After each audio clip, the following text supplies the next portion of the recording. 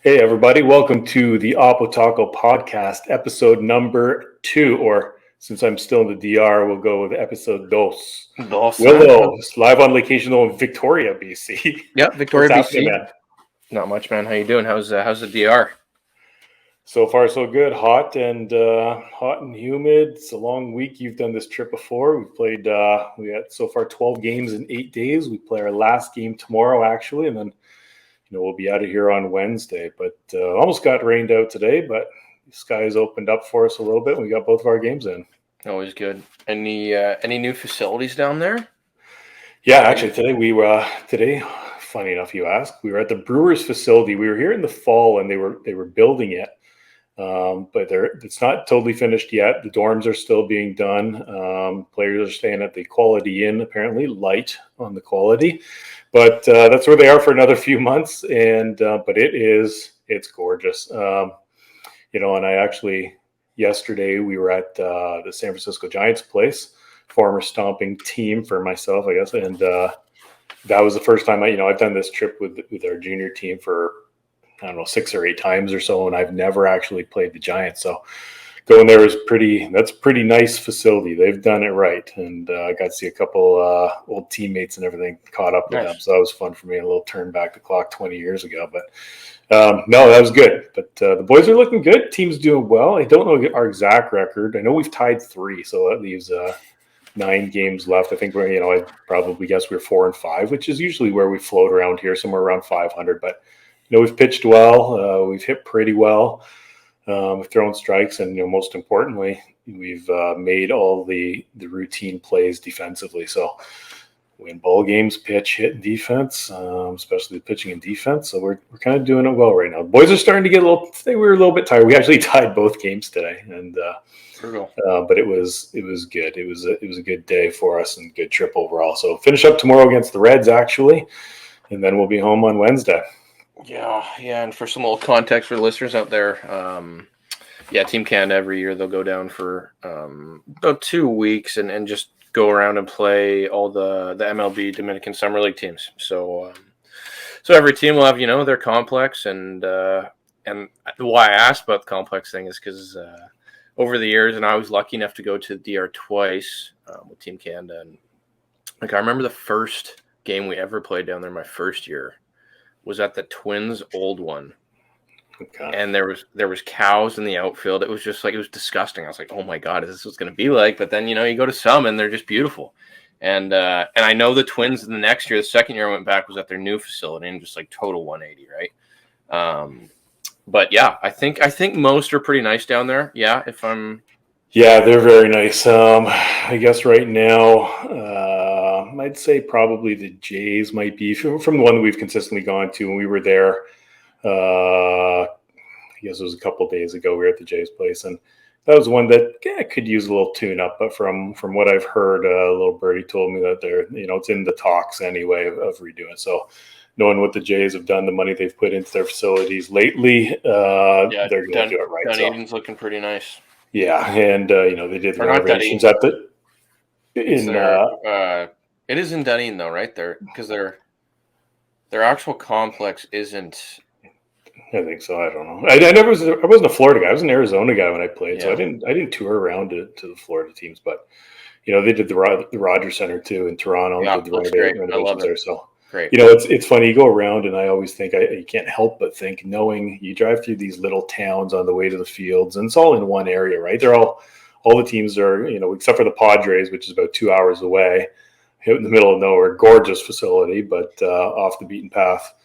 All these complexes are really close to each other, and you go through these little towns, and you look at the real DR, mm-hmm. and you think about it's almost like a lottery ticket that these players who get signed have hit, and they go to these complexes. Like I said, they're absolutely gorgeous, and I'm impressed looking at them and walking through. We get tours through them and everything, and just what it must mean for these players to go there and be able to stay for hopefully only 1 year, and hopefully they cross the pond and go to Florida or Arizona. But they're taken care of really well. They get the education system. They get gorgeous facilities, the dorms, the lounges, the diet, nutrition, all that type of thing. And that's not even to mention the fields and the hitting tunnels and everything else. So Everything. they must, you've seen it. It's, they must feel like they're on cloud nine. My only worry is that they get comfortable here and don't, work to get across, but because it's tough, every year they might send like 3 players and there's about 90 players, 80 players in the complex here. So it's slim, it's hard, but at least while they're here, they're taken care of, and it's very, very nice. Yeah, but it gives them the best chance to kind of succeed and build into the player that they hope they can build into. So absolutely. Let's go into our first segment there, Willow.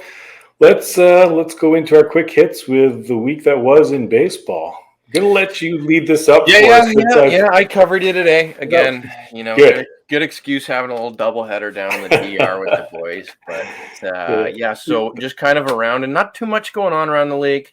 2 things I did want to kind of start off with is 2 prospects who one's really killing it. One is killing it, not so much, numbers wise, but in certain ways. So we'll start with the former, 1-1 pick here, Jackson Holiday.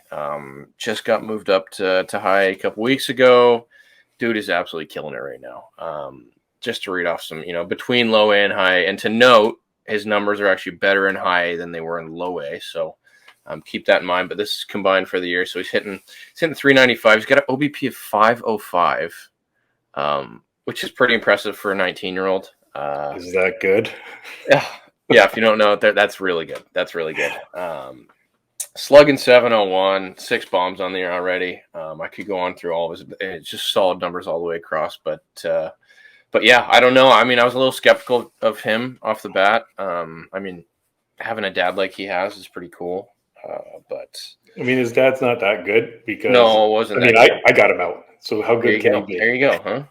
I think he might have been my first out in the WBC in 06, actually. He had a fly ball to right field. So, but I mean, after watching him a little bit and seeing highlights from him, I mean, I think he's like 6 foot 185. So definitely a frame can put more, muscle on.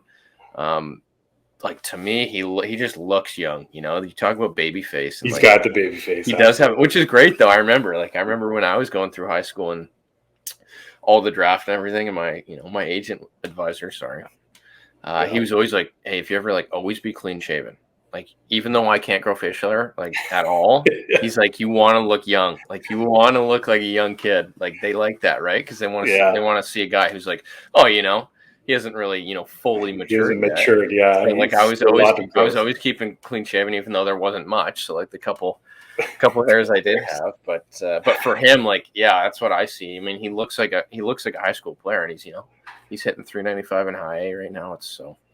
I don't know what your thoughts on him are, but I'm pretty. I don't know a whole lot. I just know the hype and the pedigree, like you said, with his dad and everything. And so the talent is there. Obviously, he's got the baseball background, and I'm going to assume that his dad knows what he knows, with hitting and knows how to teach it as well as he can do it. So, that's all there. So everything's lined up for him. Sure, no expense was missed when it comes to teaching him or giving him what he needs to succeed. So, and clearly he is. So, and I mentioned last week that my surprise hit was the Orioles, that they were doing not that they were doing well, that they were doing well so early. Mm-hmm. And he's another one that had mine coming up through the system. With all these young players that they have, he's another one. Like, are you kidding me? Maybe, who knows? He's really young, like we said, but it could be 3 years or something. I don't know. Then he's in the big leagues. Could be quicker. You never know. Right? Could be quicker. And if he's doing that, then he's up there with the Adleys and Gunners and all the rest of it. The team could be just a freak show. They could be the new Rays. For sure. Yeah. Well, and his brother too. I saw the other day. I think top ranked in his class. I heard that too. That's scary. I forget his first name. Yeah, I don't know either, but I think he's like a grade 9 kid or something. Yeah, he's pretty young, but yeah, it's pretty cool to see the brother. I did hear that. Top of his class too, so we'll see how that plays out. But incredible. Yeah, we'll keep her moving here. Next one, I know you know this guy because me and Bag are both being kind of card guys and being in the card world. Ellie De La Cruz is one of those big guys out there right now for cards, at least, and and he's also showing it. I kind of hinted towards it numbers wise. I mean, stats wise, 281, slugging 588. He's only got 7 home runs. You can keep going across the board. It's not that exciting, but he's the Reds' top prospect. He's 6'5", 200. He had a game last week where he hit 3 balls over 116. Put that in perspective, since StatCast started in 2015, no big leaguer's ever done that. Mm-hmm. And there's 10 teams who haven't done that as a team. Wow. Yeah. So hits the ball hard. Sounds like a younger O'Neill Cruz or something. That's what I was just gonna say. Tall, lanky guy with crazy twitchy and just the comp couldn't be more on. Like it's funny. You even watch them play; they look real similar in the box. But again, numbers aren't there. But when you see a guy putting exit velocity numbers at least like that, it's pretty exciting, right? And I think in my mind, O'Neill Cruz a little overrated baseball wise, but that overrated I think is from him doing these crazy things, right? Hitting balls 100, whatever miles per hour, hit them, over 400, like all these things that he's done, throwing 100 across the diamond, right? And that's what makes him kind of, I wouldn't call him a superstar yet, but that's what he's kind of got his name off so far. And I think Ellie kind of same thing, right? He's got a chance to be that, and if they can figure it out, like that's scary. That's real scary. So. I think, being in baseball as long as we have, and me a little year or two longer than you, one thing just a couple, is that grading and projecting what players are going to be is incredibly difficult. It's a crapshoot. Baseball is more of a crapshoot than any other sport, I think. And so trying to label players as sure things or this or that, or grading them on, the 20/80 scale, it's so hard. Nobody really knows what they're going to end up. So the only thing we really have to go on are their tools. And it's like, how fast do they run? How hard can they throw? How far can they hit a ball? Things like that, the exit laws, and that kind of makes up their tools. And if those tools translate into gameplay, then you've got a superstar. But they might not. We've actually been talking recently here of guys who, have that tool where they hit 500-foot home runs on the regular, but it never translated to the game, right? O'Neill Cruz last year, I think his strikeout rate was like 30, it might have been over 30% or something, which is crazy, right? It's just that's what's going to get you.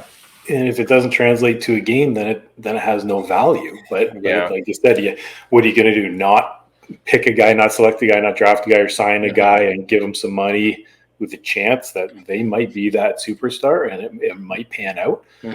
Somebody's going to do it. So if you believe in a guy and you think that they might be that player that you believe they will be, then you have to take a chance on. You have to pay them. And you have to try to let them develop, whether it's down here in the DSL or across in the States and up through the minor league system. So he's we know the name Ellie De La Cruz. He was, for card collectors, he was a big one last year. He was the chase card. He was the rookie. And now, Jackson Holiday this year. So those are two big players and big names that you just threw out there, and it's interesting to see where their career paths take them. Yep. And then moving on, kind of last quick hit. I got him on my fantasy this year.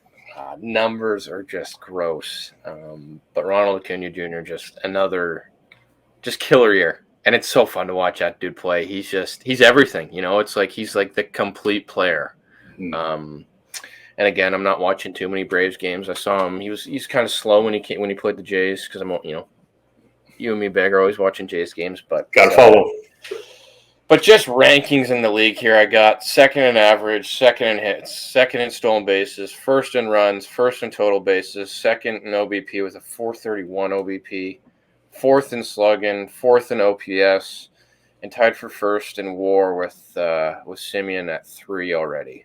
Just across the board. And people were worried about the injury that he had. I know. I wonder if he squashed all those thoughts. Yeah, big time he did. So I don't know. I mean, it's I got him on my fantasy, so I'm like, my eye's always on this guy, and the numbers each night are just crazy. But yeah, I don't know. I think he's the face of baseball right now, and really. Well, I mean, he's fun to watch, right? He's exciting, and it's funny. We actually talked about him down here in the last couple of days because I played with him and the other coach, Pete Orr. We played with him We played with his dad down in Venezuela, and I actually played against him in AA as well, but with him in Venezuela. And his dad was a very good player, very good player. And it's funny because the mannerisms are very similar. First of all, their physical attributes, like facial features and everything, are very similar. They look almost like twins. But then on the field, like his dad could throw, his dad could run, his dad could hit. And when he kind of hit a home run, he kind of had the same mannerisms coming out of the box, like on those no doubters, kind of like almost a little bit of cockiness, but not over the line. I actually really liked his dad and enjoyed playing with him. But it's funny, I like knowing his dad. I see exactly all the same mannerisms. You know where he got them from, and it was Pops. So I'm not surprised the talent there, and there's a few others in the family too. But Ronald Cooney Jr., stud. Well, we did see him when I played for Team Canada back in, I think, 2016. It was. We did see him in an Instructs game. I do remember that. So that's something cool to kind of always say, right? He played against Acuna. Played against him. So. You got to find out what stats are. See if you out hit him that day or not. Probably not. You never know. You never know. Not many people do. Yeah. Well, let's go on to our main topic, and I think we're going to call it the main topic. All right, there we go. Okay. So last week we talked about our kind of, experience with the draft. You being drafted, and I was not, but we both had conversations with teams and what that meant. And you had the decision to go to college, and I never had that decision. But I followed up playing pro ball afterwards, going a different path. So this week we want to talk about our experience in selecting a college, because with the draft coming up next month, a lot of players aren't going to get drafted. Some dreams will be crushed, but even more so for those players that don't have the opportunity to get drafted. It's not a realistic dream at this point. They're going to be going off to college and selecting colleges and picking that. It can be a daunting task, and there's a lot of information there. And I think the big thing is how do you pick a school? Like, how do you even go about that process? And it changed over the last, I'd say 5 to 10 years, let alone when I went there. And we'll talk about my experience with it too. Let's go chronologically. You start us off tonight. You want to go there? So back in 1893. Yeah, there we go. So mine was way. I mean, I was young too when I was looking to go to schools. We had in Canada here, we had OAC, which is essentially grade 13. But I was a boy wonder, boy genius. So I ended up skipping a grade when I was a kid. So I was 17 when I stepped on campus in college in the States. But the process leading up to that was, for me, it was weird because it wasn't a big thing. There weren't many players that were doing it, and the information out there was very limited. And this whole internet fad that's sure to die off soon wasn't really around that much. So I was literally. It's dying off, though? You think that's dying off? I hope so, man, because I can't follow it all. I don't think it is. I think it's only going to grow. But for me, I was literally sending off like letters or faxes to schools, and my thing was, I'm thinking I want to be a college baseball player. So where do I want to go to school? Well, I want to go to the biggest and the best. And at that time, I'm thinking it's like LSU's or Florida, Georgia, whoever it is, Tennessee. I think I might have fired a letter off to Hawaii because I was thinking that might be pretty cool. All these big schools. And the thing that I didn't really realize is that if I happen to slip through the cracks and get into one of these schools, I'm not playing. Like, you kidding me? I wasn't that good at this point. Like, I'm going to sit on the bench for at least 1 year, if not 4.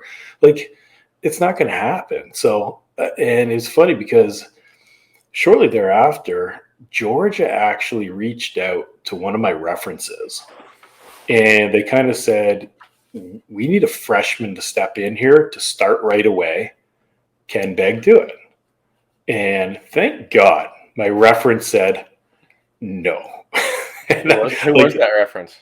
His name is Greg Miner. He was a Jays scout at the time, still a very good friend. He was the first person to kind of recognize me, maybe having a little bit of potential. I was very raw. I was probably, when he first saw me, I was 14 years old, probably 6'1" and 140 pounds or something like that. But I'd like, maybe that would piss some people off, that they were like, why you don't believe me? But thank God, I would, like, every time I think about it, because like I said, if I got there, I wasn't playing, and then, having to transfer and all the rest of it. So, it happened to be that another pitcher that had seen me pitch was out of school called Winthrop University in South Carolina. And he kind of put my name forward to the coach down there and said, he thought I would be a good fit. The coach came out to Winnipeg to see me pitch in the Canada Cup. And, he ended up making me an offer. And that was really it. Like, I didn't have this big whole process. And I was so naive. Like I said, it wasn't a big thing. I was young. My parents didn't know anything about it. I wasn't on a team like these elite type teams where you have that process and you have coaches who know about it and can guide you. I was flying solo. So, it was really, and I didn't even go down for a visit. I signed to go there. The first time that I saw the campus was like day one when I went there. Drove 17 hours to Rock Hill, South Carolina. Beautiful, loved it, and got dropped off, and that was it. I ended up transferring from there to Niagara the year after, but it wasn't for lack of liking it or anything like that. It was a little bit about, all about playing time and everything. Mm-hmm. But, it was still, the process was, like I said, I was just so naive. I didn't know anything, right? And there's a lot more information out there now. And I think kids and players have a lot more guidance than I did. But I guess my one piece of advice that I always give kids, and I think is very, very difficult for a lot of players to do, is you have to make a realistic assessment of your own abilities. And sometimes, like I said, we have trouble doing that because we might think we're maybe a little bit better than we actually are, or how other people see us. Not to say that we can't be incredible players one day, but we often think that we're pretty good. And the confidence is good, but you need to go to a school where you're going to play. You will be. I don't care if you go to LSU or Florida State or wherever, any of those schools I mentioned, or any dream schools. If you don't play, you're going to be miserable. As players and athletes and competitors, we all want to play, right? We want to be on the field. So if you're not doing that, you're going to be just grumpy and you're not going to enjoy your experience. So, I guess parlay that into, my transfer to Niagara University. And I went from, a guy who really ended up sitting the last month plus of the year. I pitched 8 innings my freshman year. I loved the school, loved my teammates and everything, but we were losing one pitcher and I kind of saw the writing on the wall that I'm probably going to sit another year. I didn't want to do that. So I transferred to Niagara University, where I started right away, and now I'm playing. And not only so am I happy playing, but I'm developing. So, and that kind of, years later got me into pro ball, and my ability has improved. So, go to a school, try to find a school where you're going to play. And it doesn't have to be D1. It can be, D2, 3, JUCO, NAI, whatever it is.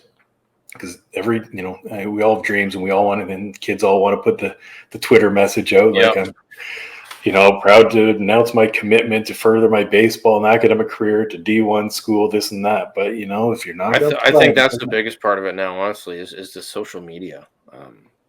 And like you were saying, like that, putting that tweet out there, that post. We had when we were on that podcast a couple months ago, me and Beggar were together. You kind of talked about the same, what we're talking about now, but right.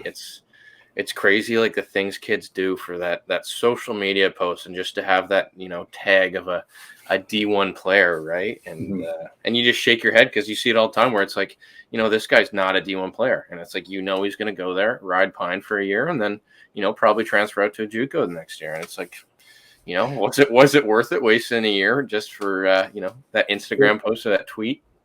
But we all know, like, not every D1 is better than every D3 or JUCO or whatever. Like, I remember being at Niagara, and we were in a tournament, and it was I can't remember how big the tournament was. We played D3 Cortland College, and they absolutely waxed us. It was like 23 to 1 or something. I was like, that still happens all the time. Yeah. So it's not like D1 is better than every D2 or every better than D3 or whatever it is, right? It doesn't happen like that. So, go somewhere where you're going to get your needs met, whether it's Yeah. playing and the education side of it as well. But that's different. Somebody else do that in a different podcast. Yeah. But you were play because that's where you're going to enjoy it and enjoy your experience and development too, right? Like I said, I mean, there's guys who aren't D1 guys out of high school, but 2 years in, when you're that 2 years older, that they are D1 guys then, right? And it's like, understanding that, going to a JUCO and playing every day for 2 years and probably going off. Like we see that with Canadians all the time with being a little bit under recruited because it's just, it's harder up here, right? But you see it all the time where, there's guys who go to JUCOs for 2 years and just absolutely rake. And, next thing you know, they're at a Power 5 school just in the lineup every day. It's like, it probably wouldn't happen if you took a different path and went maybe to, a crappy D1 out of high school and, all that. But it's like understand your path and kind of, just know that it's not always about that post or, just being that D1 guy. That's what I see. And that's what I like to kind of tell guys. Playing time, man. That's my message. Oh, huge. But, huge. What about your, what was your path? What was it like for you? Yeah. So a little bit different than yours. Fax machine was not involved. Yeah. Fax machine was not involved, but I don't know. I mean, just through high school, start a little slow. I mean, Team Canada always helps, right? As soon as you make that Team C roster, you're kind of on the map, right? And, so many connections through Team Canada, coaches and guys. And so yeah, I mean, first year Team Canada was playing first couple trips and I was, talking to some D1 schools. I never really talked to JUCOs like my whole time, which was really weird. Like even getting contacted by JUCOs, maybe like one or two, which really threw me off. Like I was expecting a ton, right? Mm-hmm. But yeah, I mean, I had a couple. I think it was like Utah, Sac State, a couple smaller ones, and then I went down to Area Code Games in Long Beach, which is a big, it's a tournament with teams from different regions, and it's kind of one of those like, you get invited there and go there. It's a pretty big deal, and pretty much every school in the country is there. And on my first game, I hit to this day like one of the hardest balls I've ever hit, just an absolute nuke. Had a really good day, and I mean that it's crazy to say, but that day alone like changed my my trajectory. And mm-hmm. I remember going to my bag after the game and picking up my phone, and I was just scrolling through my phone, and it was just text message, and so and so from this university. So, and I was just scrolling, and it was crazy. It was it like one, it kind of opened my eyes to like, wow, it's it's kind of weird how you hit one ball. And all these guys, I was getting offers. Like I never talked to schools, and guys were texting me offers already, and it was just, It was nuts. And I, that night I was on the phone all night with schools, because everyone's like, I want to talk. So I kind of just chose the ones I did want to talk to. All that. Funny enough, the first night when I talked to Santa Barbara, Eddie Cornejo, who was recruiting me there, he calls me up and he's telling me about all this stuff and how good they're doing all this stuff. And, yeah, it's great. We'd love you here. We don't got much money, though. I think the most we can do is 25%. I was like, well, yeah, thanks. But I Canadian dollar, all this stuff. Yeah, it's like, thanks for the talk. But I just 25, I can't get by on that. Make it. Just even if you want to, it's not feasible sometimes. It's not feasible.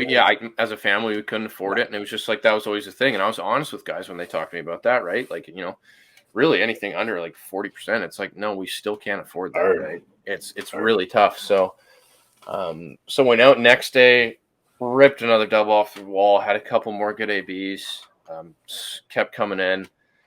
And funny enough, the next night, Santa Barbara calls back. And originally, like Santa Barbara for me was like, they were on my radar. Like I thought it was just the sickest school, right? And this whole time I'm talking to other schools and stuff like that. And but Eddie calls me back and yeah, Jay, I think we found some more money there. And shocker, yeah. And I just kind of chuckled, but then from there I kind of narrowed my where I knew I want to go to California, and I was lucky enough because that tournament that especially being in California. I had a ton of California schools reaching out, so almost sounds a little cocky, and like a little D-bag. But, after that tournament with the amount of schools that I was talking to, I was like, I'm going to California, and I would tell schools straight up, like, hey, I remember Kentucky called me. I was like, dude, I'm sorry, I'm not going to Kentucky, right? I'm going to California. But then I kind of got it down to 3, and it was Santa Barbara, Cal State Fullerton, UCLA. I went to my visit down in Santa Barbara where they flew me down. It was the maids housekeeping, huh? Oh, hey, how are you? Light just went off on this side too. Was it housekeeping? I don't know. They hit a key, so Had to be might throw the deadbolt on the old door tonight. I don't know. That's outstanding. Well, let me get the light fired back up here. Only That was the beautiful Costa there, huh? Yeah. Only at the Costa Caribe in the DR right here. That's been a great place. Great place. Where was I? Oh, and then so narrowed it down to a couple schools. Went on my visit. It was like exactly what I expected from a D1 visit, right? Fly you down first night. Great dinners, everything. I remember the second day I went out with a couple of the older guys. And we went to the beach, hung out all day. Had a couple adult beverages in there. I think, I was feeling pretty good, and, just getting the vibe, getting around the campus and stuff like that. And I remember it doesn't happen on visits, does it? No. I might have, hypothetically speaking, it might have. But anyways, and my dad was there. He came down with me, and for the afternoon, he just kind of did his own thing. And I remember getting back to the hotel, and I was like, Dad, I'm going here. It was a no doubter for me. And yeah, because it was just that feeling. The coaches gave me that feeling. I knew it was a place that I could go play, and I did play for all 5 years, which was that was huge for me, right? I didn't want to go and sit the bench, right? So it's every school that I ever talked to, it was first thing I did, I went and looked at their roster, kind of looked at. I mean, for me, I wanted to play shortstop. I never, I played a little bit of shortstop there, but I was first thing, go look what class they're starting shortstop in, look at his stats, look at other infielders that are around, right? Do that research to find out. Because, if you're, let's say a junior in high school and they have a freshman All-American shortstop and you're a shortstop, you're Joe. Yeah. And as much as you like the school and it's sweet you have an offer, if you have if you have other offers, it's probably better to take that, right? You don't want to go in there and, sit behind this guy if you want to play shortstop. So goes back to what I was saying about playing time, right? Totally. It's huge. Playing time is massive, right? And especially with the transfer portal now with, not having to sit a year out, it's you can, you can move, right? And if you do well and get playing time and develop as a player that you think you can, that's huge. And for me, again, I mentioned it last week when we talked about the draft. I knew I had to develop, right? I was and we said it, I was a skinnier kid. I've always been a skinnier kid, smaller kid. Didn't really mature a whole lot. So I knew college, that's, those 3 years, I'd get an education, but also just mature as a person. Right. And so, yeah, I mean, and then I signed my letter of intent. The rest is history. And, it was kind of a crazy little experience over the, whatever it was, the year and a half of going through all the recruiting and everything like that. But I was, I don't regret my decision at all. And I'm pretty happy that I had the head on my shoulders that I did and thought about it the way I did. And I mean, we kind of loop back to everything we've said today. And it's just, you got to understand things. And end of the day, just know what's best for you and what your path looks like to success. If you really want to make it to the big leagues and, have a successful baseball career, really understand what's going to take that, you to the next level. And it might not be the biggest, best thing at all times, right? Yeah, one thing that I will say, and I didn't have the opportunity because I said I didn't even go on a visit to any schools or anything like that, but I think that is probably important. Go see the school and recognize that every school that you go to, when they're giving you the tour and you're being wined and dined and maybe a beverage or two, and you meet the team, you go on the field, you show the facilities. People that are taking you around there, giving the tour, I mean, they're salespeople. They do that very well. They're going to make you feel very welcome. They're going to make you feel very comfortable. and Yeah. kind of recognize that this is what they do. It's almost like the car salesman like tactic, right? And make you feel very important while you're there, and don't get sold on the first car, so to speak, as you see. Right? Look at other schools. Check the Look at Carfax. Yep. Check the Carfax. Check the Carfax. No, for sure it is. You have to. You got to do the research, right? Because again, if you just went off everything that coach told you, because you talk to multiple schools. Right? Every coach that talks to you, it's like, they make you seem like you're going to be playing starting shortstop, playing every single day. Doesn't matter what, you know what I mean? And it's like they're doing that to get you there. Yeah. And as soon as you get on campus, you're just your body, right? It's and I know, I've heard it sounds like you went through the exact same thing. One thing I was thinking about when you were saying it, and then you kind of came across that part of your story, is like, kind of once though, like go with your gut, for sure. Right? Go with your gut. And if it's like, this feels right, this feels like the place, make that decision, stick with it, and jump in kind of both feet. Don't second guess it, don't regret it or anything. Commit to that decision, go. And like I said, that transfer portal is there for a reason, it helps out players and teams. But if you can use it to your advantage, if it doesn't work out, then it doesn't work out. But I think most of the times you go to school, you'll talk to people, maybe you kind of hit it off really well with the coach and you're comfortable with them, or maybe the teammates, or, you like the facilities, they have the academic programs that you're looking for. And kind of once Yeah. That's the end of the search. Winning program. That was, for me too, that was a huge one. I don't think I was ever in a winning program. That's okay. For me personally, it was a good choice making that transfer. So, and ultimately it was playing time.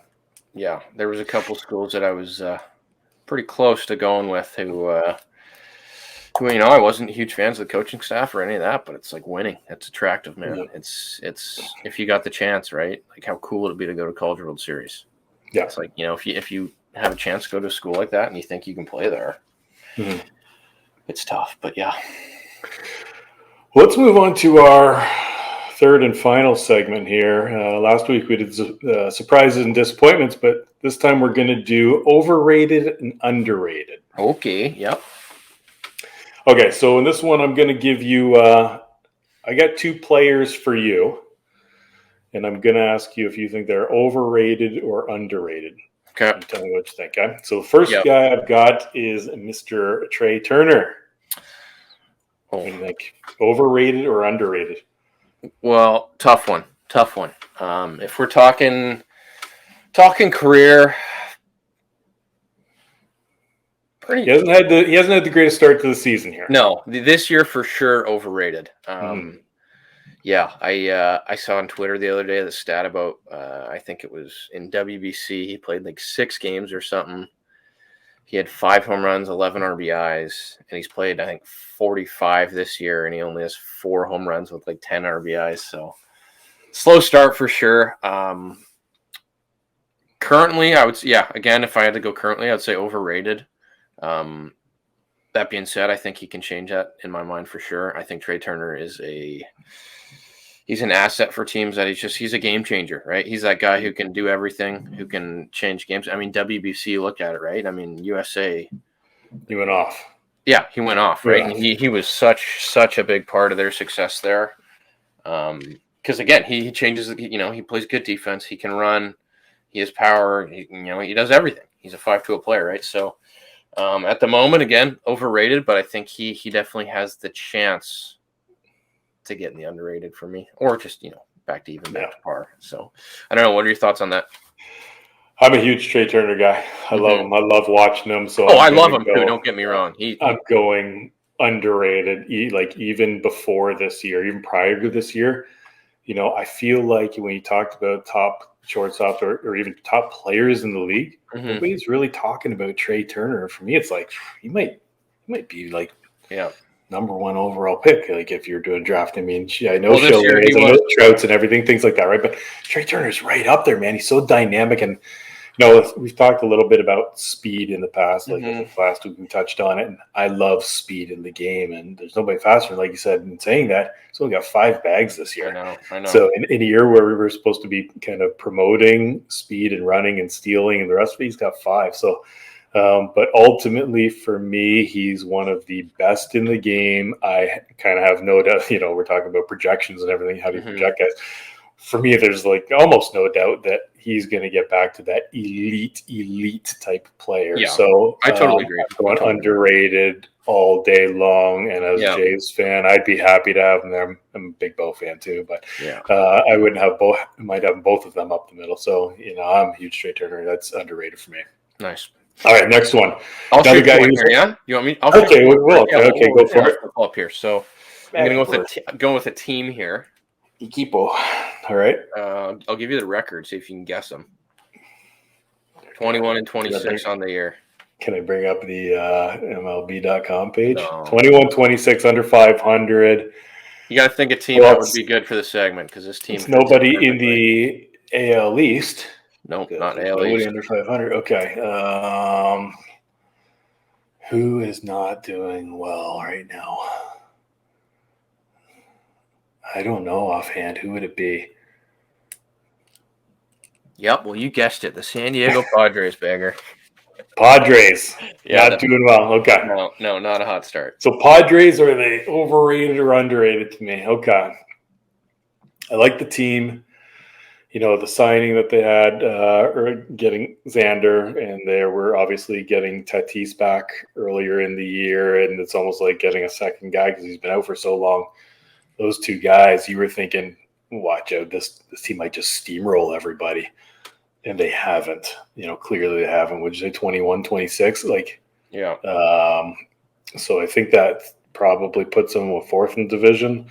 Mm-hmm. So, ultimately, I got to say maybe the hype was too much. Maybe they're not who everybody thought they were. Mm-hmm. So I'm going to say overrated. And, I think about Soto a lot. I think a lot of people think the contract that he turned down was last year, I guess $400 million, I think it was with the Nationals. And man, and I thought about it at the time, and I'm like, is he ever going to see that offer again? Not anymore. And if he's doing this, I don't think he is. Now, his average isn't great. I think he's doing a little bit better as of late. But the OBP's there, yeah. On base percentage and the OPS is always, and it's ridiculous. It's like, man, he's hitting like crap, but he's, the OPS is good with the on base and the power numbers and everything. So it's like, dang, is tough. He good or is he not good? But he's ultimately, good, but he's not that exciting. I don't know if he'll see the $400 million offer again unless he kind of turns it on. I think he's next few months, but. With that lineup with Soto, Tatis, Machado, who's not doing well, and Xander, Xander is doing well, and coming up 21-26, you ask anybody, I don't think that was anticipated. They're probably front runners in the division as far as preseason projections go. So I didn't think the Dodgers looked that great myself. So. I got to go overrated. I don't think the hype matches the facts and what we're actually seeing. Yeah. What do you think? What do you got? I would agree. I think their pitching hurts some bit, but that being again, going back to Twitter, I saw something the other day that the A's have scored more runs than the Padres this year. Wow, that's is that a real thing? Yeah, blow my mind. So that's wild. But to say overrated at the time, but again, with that, those four superstars, they kind of get clicking together, they get hot. They could be a really dangerous team, and I see them kind of there for me. Kind of looking at different sports, I see them as Los Angeles Lakers. Kind of same thing, right? A lot of superstars. Mm-hmm. But if they can make it in a wild card spot or something, that's a lineup who could get real hot, and make some teams really kind of scare them in the playoffs. So I don't know. We'll see. Again, it's tough because you see it in basketball with these super teams now, and I mean for the Padres, they got the super lineup now, right? It's tough to see all those guys kind of succeed at the same time, but yeah, I don't know. It's a tough one. Like you said at the start of the year, I think people thought that they were going to be the real deal, but yeah, it's tough. Yeah, they're struggling, but I'm sure they'll figure it out. And with the guys that they have, I think hot You hot think second so? half. You hope so. You hope so. I hope so too. Okay, third and final, overrated, underrated. We're going to go with another guy who's struggling and was all the talk in baseball last year. And if you want to talk about hype, we're going to talk about Julio Rodriguez, Mr. J J-Rod. Rod. Yeah. I think he's pretty at par. I would say right It's a now. terrible answer. You're a fence sitter. No, I'm going on one side. Don't worry. All right. I would say underrated. At the moment, I think people are starting to kind of really question him. But that being said, I think having I compare him comparable to Ronald Acuna Jr., right? The kind of same player. But I don't know. I mean, I think the sophomore, second year blues are a thing in all major sports. It happens a lot. I'm a big football guy. Football, it's huge in football, right? Guys coming out having a crazy good rookie season, Right. and then their sophomore, second year season, it's a little tougher. But I mean, you're looking at what he did last year as a rookie. It's there, right? He's a player who, even if he is struggling a bit, like he's still a game changer, right? So I think underrated. I think he's going to have a great career in the big leagues. Again, it's just slow year, but again, we're a third of the way in, right? It's not even a third of the way in. Plenty of time left, and there's no. I mean, you look at the year he had last year. I think he can easily come back and have strong end of the season, and he's got the tools, he's got everything. So yeah, we'll see. But at the moment, I think underrated. I think he's still a guy who I think is going to be a superstar for years and years in the league. So I don't know what you think. Okay, well, I agree. I think he's going to be a star. Okay, but based on last year, where he was made out to be, maybe the best in the game, arguably, Shohei's a freak. Yeah, I can't even put him in the same conversation. But aside from him, it was like, is J-Rod kind of, the best player kind of going now? Based on that, I have to say overrated. To live up to those expectations, he is only 22, though. really You gotta remember that he's 22 years old. Fair enough, but He was born in 2000. He's young, he's a good guy, but like he was built up to be this elite, maybe the best player in the game. Like center field, premier position, all the rest of it. Maybe a 40-40 guy. All this stuff. And right now he's hitting 204, 7 bombs. He's got 21 RBIs. OPS is 656, which is below average. OPS plus, which gives you kind of the average, is 85. Like, they're not great numbers. So I do think he is a very good player. Don't get me wrong. And, as a card collector, I'll still try to pick up the rookies if I can. Maybe now's a good time to buy. But, I don't know if he is as spectacular as what everybody thought he was and kind of bought in. And, I'll put him in, if people are putting him maybe top 5 in the game, I don't know, top 10 in the game, is he a top 5 or 10 player? Maybe he is, but maybe more like a top 20 player is more realistic. So just given on that, where he's not as high as what he might have been made out to be, I'll say overrated. Yeah. I don't know. I mean, I think and that's your opinion, Bagger, and I'm fine with that. But I mean, again, I'm looking right. He's got 181 at bats on the year. He's, I get how you think he may be, but at the same time, it's like you got to understand. Like, look at the sample size. It's like he put up all season last year. It's hard to live up to hype, right? Though it is, but also right. And hype is real. He's not even got 1,000 ABs in the bigs, right? And it's like he's gonna have a long career either way. So, and everybody hits bumps, but honestly, ultimately with all these guys, I hope I'm wrong, because I think for baseball, just superstars are it's great for the game. Just watching guys absolutely like Acuna just go out, so good for the game. Watching Shohei Ohtani, so good. We all love watching the stars, but for every star, for everybody who's just killing it, there's somebody on the other end who isn't, right? Whether it's a pitcher or vice versa. So, but J-Rod, I hope he does great, because he is exciting and everything, just like Acuna should be in Seattle for a while. I think until 2029 he's there. So is that what he is? Well, I mean, good guy to lock up, and I think the Jays will get him in 2030. I don't know if I'll want him in 2030. He might be past his prime there. Yeah. Well, that's going to do it for this week there, Willow. We're next time I'm going to be back in Canada again. Hopefully the Wi-Fi holds up, and we'll do another one, hitting it up with episode 3. There you go. Maybe get Personi on here, huh? Third. We'll see if we can get our third wheel sooner rather than later. Yeah, he's got practice though, and he's got to get practicing, man. Our high school team is about 6 games ahead of them now, so. Oh boy, bragging rights. I know. I told you that was going to happen, though. I mean, when you're good, you're good. We're still all right, everyone. Until next time, oppotaco out.